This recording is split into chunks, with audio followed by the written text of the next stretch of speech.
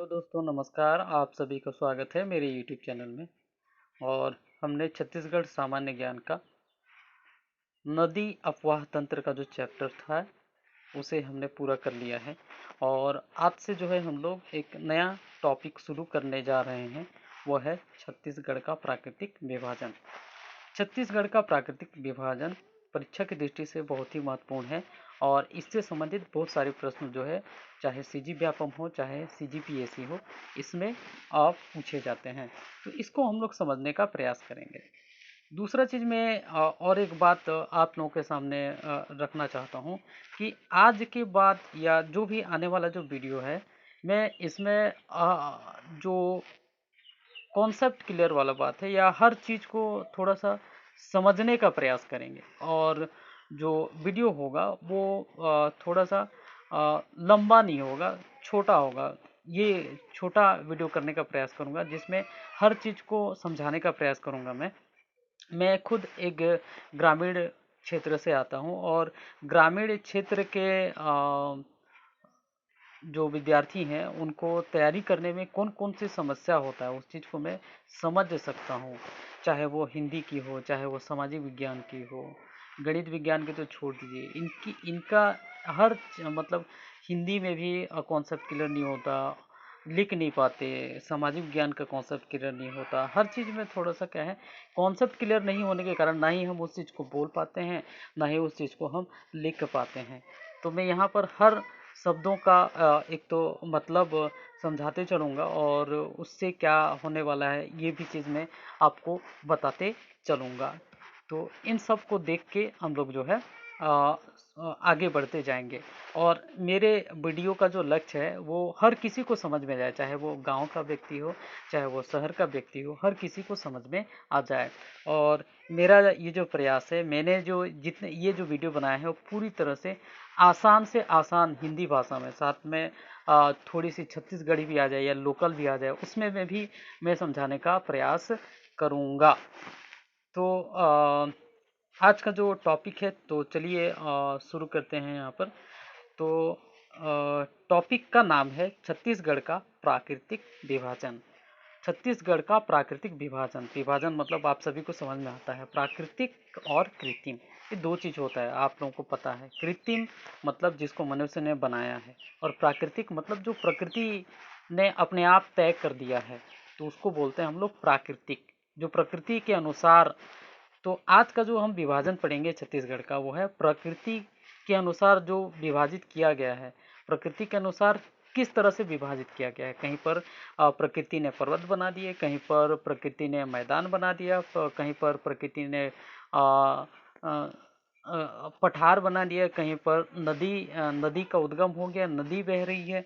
तो ये क्या है प्राकृतिक विभाजन। प्राकृतिक विभाजन का मतलब ये है कि हम छत्तीसगढ़ में ये पढ़ेंगे कि छत्तीसगढ़ में कौन कौन से पर्वत हैं, छत्तीसगढ़ में कौन कौन से पठार हैं, छत्तीसगढ़ में कौन कौन सा मैदान है, छत्तीसगढ़ का कितना इलाका मैदान है, छत्तीसगढ़ का कौन कौन सा इलाका पठारी है, छत्तीसगढ़ का कौन कौन सा इलाका पर्वत है, छत्तीसगढ़ में जो पत्थर या सेल की जो संरचना है, बनावट कैसी है, किस ओर झुका हुआ है, उसकी मिट्टी कैसी है, कौन सी वनस्पति पाई जाती है, वर्षा कितनी होती है, इन सारी चीज़ों का जो अध्ययन किया जाता है वो है भौगोलिक विभाजन या भौगोलिक अध्ययन भी बोल सकते हैं। दोनों चीज़ में कहा जा सकता है। मतलब भौगोलिक विभाजन या भूगोल के हिसाब से पढ़ें तो हम क्या पढ़ते हैं, पर्वत, पठार, मैदान, मिट्टी, वनस्पति, जलवायु कैसी है, इन सारी चीज़ों का जिसमें हम लोग अध्ययन करते हैं उसको बोलते हैं भौगोलिक अध्ययन या भौगोलिक विभाजन। तो कृत्रिम विभाजन क्या है फिर, यहाँ पर तो हमने देखा कि छत्तीसगढ़ का प्राकृतिक विभाजन, तो कृत्रिम विभाजन क्या है, छत्तीसगढ़ का कृत्रिम विभाजन क्या है जो मनुष्य ने किया है, तो वो क्या है, एक राज्य है, राज्य में जिले है, जिले में तहसील है, ब्लॉक है, ग्राम है, तो ये क्या है कृत्रिम विभाजन है।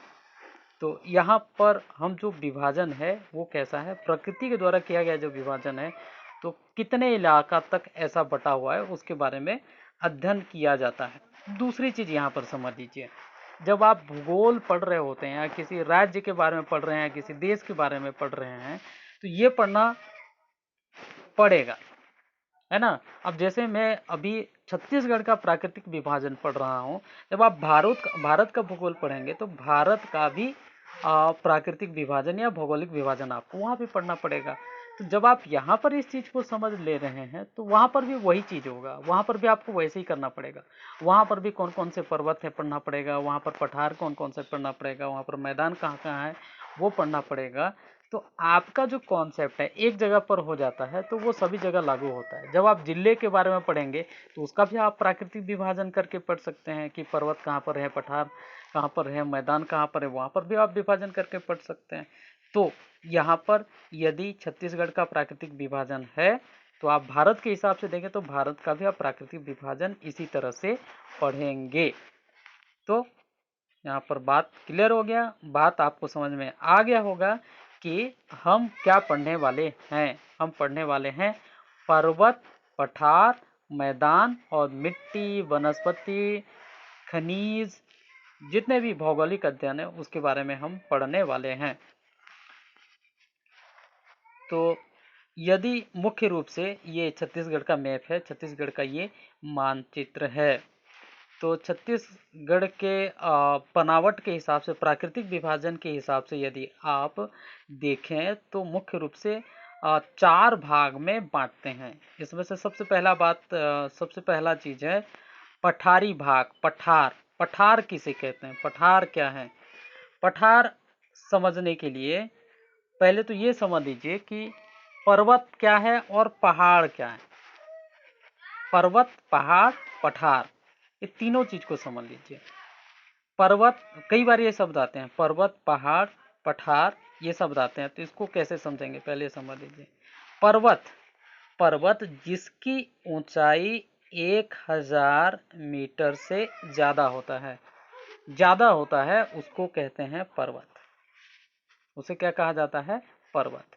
और जिसकी ऊंचाई 1000 मीटर से कम होता है उसे आप पहाड़ बोल सकते हैं, है ना। जिसकी ऊंचाई कम होता है उसको पहाड़ बोलते हैं, और जिसकी ऊंचाई ज्यादा होता है उसको क्या बोलते हैं, पर्वत बोलते हैं। पर्वत किसे कहते हैं, जिसकी ऊंचाई 1000 मीटर से ज्यादा हो उसे हम क्या कहते हैं, पर्वत। पर्वत कई टाइप के होते हैं। हम लोग जब भारत का भूगोल पढ़ेंगे तब मैं आपको ये समझा दूंगा। जैसे अवशिष्ट पर्वत होता है, भ्रमशोध पर्वत होता है, वलित पर्वत होता है।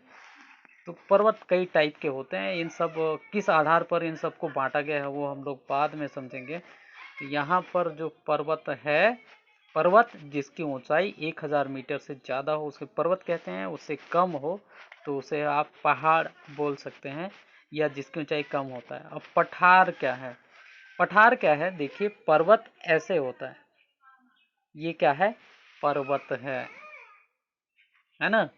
पर्वत में ये वाला भाग, यदि ऊपर का जो नुकीला भाग है, ये नुकीला भाग, इस नुकीला भाग यदि समतल हो जाए, जैसे ये देखिए ये ऐसे हो जाए, पूरी तरह से समतल नहीं लेकिन समतल हो जाए, जहां पर लोग रह सकें, लोग बस सकें, तो उसको बोलते हैं पठार।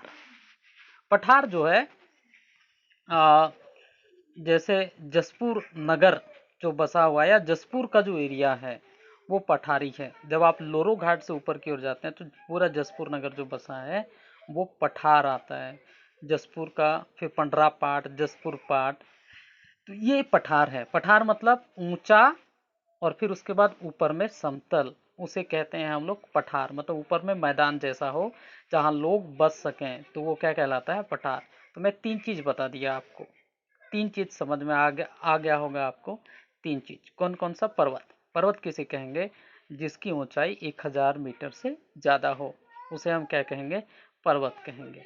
दूसरा क्या मैंने समझाया आपको, दूसरा मैंने क्या बताया आपको, पर्वत, पहाड़ क्या है, जिसकी ऊंचाई 1000 मीटर से कम हो, है ना, उसे हम क्या कहेंगे, पहाड़। पठार क्या है, जिसकी ऊंचाई 1000 मीटर से कम भी हो और साथ ही साथ क्या हो, उसके ऊपर में क्या हो, समतल एरिया हो, समतल हो जिसमें लोग बस सकें, उसे हम क्या कहते हैं, पठार। और मैदान क्या होता है, समतल इलाका होता है, जो आपको ध्यान में रखना है। मैदान दोस्तों वहाँ पर बनता है जहाँ पर क्या हो, नदियाँ होती है, और नदियाँ होती हैं, और नदियों की मिट्टी के लाने से मैदान बनता है। ये चीज़ तो क्लियर है। तो इस हिसाब से यदि हम ये छत्तीसगढ़ का मैप है और इस छत्तीसगढ़ के मैप को यदि मैं बांटूं तो जैसा मैंने कि कहा, तो ये है हमारा जसपुर, ये है हमारा जसपुर, ये है ना। तो जसपुर एक पठारी क्षेत्र में आता है, एक पठार है। और जसपुर जो है, जसपुर का जो पाट है वो क्षेत्रफल के हिसाब से सबसे बड़ा पाट प्रदेश है। तो जसपुर सामरी पाट के हिसाब से कहें तो बलरामपुर का कुछ क्षेत्र आ जाता है, सरगुजा का कुछ क्षेत्र आ जाता है। सरगुजा, बलरामपुर, ये जो एरिया है ये पठारी प्रदेश में आता है, इसको बोलते हैं हम लोग जसपुर का पाट, है ना, ये पाठ है। और उसके बाद जो बाकी जो बच गया है ना, बलरामपुर का हिस्सा बच गया, सरगुजा का हिस्सा बच गया, कोरिया और सूरजपुर, ये सब जो है इसमें पर्वत और मैदान ये दोनों मिला के है, दोनों चीज़ है, पूरी तरह से ये नहीं है। तो ये वाला जो क्षेत्र है जो बच गया उस क्षेत्र को बोलते हैं हम लोग कौन कौन सा, कोरिया है, सूरजपुर है, बलरामपुर और सरगुजा, ये वाला एरिया। ये एक हो गया, ये दो हो गया, है ना। मतलब कौन कौन से जिले मिला के, कोरिया, सूरजपुर, बलरामपुर, सरगुजा, है ना, ये इसका कुछ एरिया मिला के बनता है। इसको बोलते हैं हम लोग पूर्वी बघेलखंड का पठार या सरगुजा बेसिन, दोनों चीज में कहा जा सकता है ना। जहां भी बेसिन शब्द आएगा तो याद रखिएगा कि नदी से बना हुआ मैदान, तो उसको बोलते हैं हम लोग बेसिन। तो यहाँ पर पूर्वी बघेलखंड का जो पठार है वो कौन कौन सा, पूर्वी बघेलखंड का पठार जो है वो कौन कौन सा जिले मिलके बना रहा है, वो है आपका कौन कौन सा, कोरिया है, सूरजपुर है, बलरामपुर है और सरगुजा, ठीक है। इसके बाद नीचे की ओर आएंगे, दक्षिण की ओर, दक्षिण की ओर जब आप आते हैं तो ये वाला को दंडकारण्य का पठार बोलते हैं। दंडकारण्य के पठार में कौन कौन से जिले शामिल हैं, तो इसकी बात करूं तो यहाँ पर, यहाँ से यहाँ तक कांकेर, कोंडागांव, बस्तर, सुकमा, बीजापुर, दंतेवाड़ा, नारायणपुर, ये पूरा, साथ ही साथ राजनांदगांव का मोहेला तहसील, ये पूरा इसमें शामिल होता है। कौन सा, ये तीसरा भाग हो गया आपका दंडकारण्य पठार। और बाकी जो क्षेत्र है वो चौथा विभाजन है जो छत्तीसगढ़ का मैदान कहलाता है। मतलब हम जो है छत्तीसगढ़ को मुख्य रूप से 5 प्रमुख भाग में बांटकर पढ़ सकते हैं, है ना। कौन कौन सा, पहला है पूर्वी बघेलखंड का पठार, जसपुर सामरी पाट प्रदेश, छत्तीसगढ़ का मैदान, और क्या है, दंडकारण्य का पठार। ये प्रमुख रूप से बांटकर हम क्या कर सकते हैं, पढ़ सकते हैं। तो यहाँ पर भी, यहाँ पर आपको समझना पड़ेगा कि बघेलखंड क्यों नाम पड़ा। यहाँ तो कोई बघेलखंड, बघेलखंड क्यों नाम पड़ा, ये बघेलखंड जो है क्यों नाम पड़ा, क्यों ऐसा है, पूर्वी बघेलखंड का पठार क्यों कहा जाता है, इन सब चीज़ों को भी हम लोग समझेंगे। जसपुर का पाट क्यों कहा गया ये मैं बता दिया, छत्तीसगढ़ का मैदान, दंडकारण्य का पठार, बस्तर वाला जो एरिया है तो वो है। तो छत्तीसगढ़ का जो प्राकृतिक विभाजन है इसी तरीके से हम लोग करते हैं। इन सब का प्राकृतिक विभाजन का हम क्या चीज पढ़ेंगे, किन किन चीजों को पढ़ेंगे, इससे पहले ही मैंने बता दिया कि इसकी भूगर्भिक बनावट कैसी है। भूगर्भिक बनावट मतलब इसमें चट्टान, किस टाइप के चट्टान मिलते हैं, गोंडवाना है, कडप्पा है या क्या है, ये हम लोग समझेंगे। मिट्टी कौन सी पाई जाती है, वनस्पति कौन सा है, पर्वत क्या है, कौन सा उपवाह तंत्र में ये शामिल है, इन इन इन सारी चीज़ों को बिंदुवार से हम लोग क्या करेंगे, समझेंगे, सारी चीज़ों को हम लोग पढ़ेंगे। तो वो जो है मैं अगले वीडियो में बताऊंगा। इससे पहले दोबारा और एक बार रिपीट करते हैं, छत्तीसगढ़ का प्राकृतिक विभाजन। प्राकृतिक विभाजन मतलब जिसने, प्रकृति ने जिस हिसाब से बांटा है उसको बोलते हैं हम लोग प्राकृतिक विभाजन। और प्राकृतिक विभाजन में हम लोग क्या पढ़ते हैं, पर्वत, पठार, मैदान, मिट्टी कैसी है, भूगर्भिक बनावट कैसा है, ढाल किस ओर है ना, क्षेत्रफल कितना है, कितना परसेंट है, इन सारी चीज़ों को हम लोग पढ़ते हैं। तो अगले वीडियो में हम लोग जो है इसको विस्तार से और समझेंगे। यहाँ तक यदि आप लोगों ने ये वीडियो देखा, तो यदि आपको ये वीडियो अच्छा लगा तो सब्सक्राइब कर लीजिए और लाइक करना ना भूलें, यदि आपको ये अच्छा लगा है। दोस्तों दूसरी बात ये बोलना चाहता हूँ कि कि जब तक आप इन चीज़ों को समझेंगे नहीं, पढ़ेंगे नहीं, तब तक कुछ भी होने वाला नहीं है। तो इतना ही, आज के लिए इतना ही। नमस्कार।